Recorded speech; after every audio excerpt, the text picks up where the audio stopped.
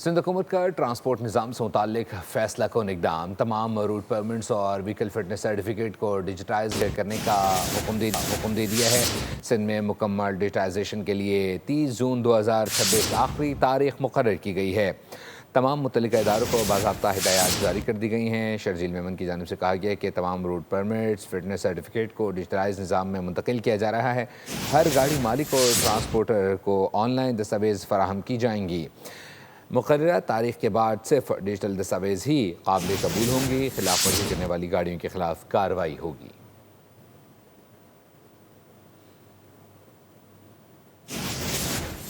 सिंध हुकूमत का ट्रांसपोर्ट निज़ाम से मुताल्लिक फ़ैसला कौन इक़दाम तमाम रूट परमिट्स और व्हीकल फिटनेस सर्टिफिकेट को डिजिटाइज करने का हुक्म दे दिया है।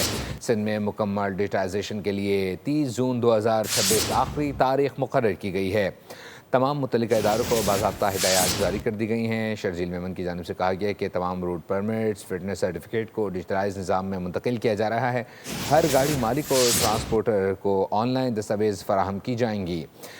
मुकर्ररा तारीख के बाद सिर्फ डिजिटल दस्तावेज़ ही काबिल कबूल होंगी। खिलाफ वर्जी करने वाली गाड़ियों के खिलाफ कार्रवाई होगी।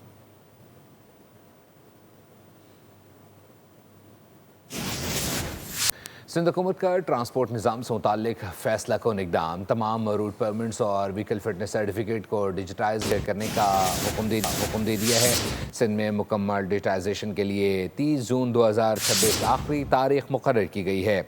तमाम मुतल्लिका इदारों को बाज़ाब्ता हिदायत जारी कर दी गई हैं। शरजील मेमन की जानिब से कहा गया है कि तमाम रूट परमिट्स फिटनेस सर्टिफिकेट को डिजिटलाइज निज़ाम में मुंतकिल किया जा रहा है।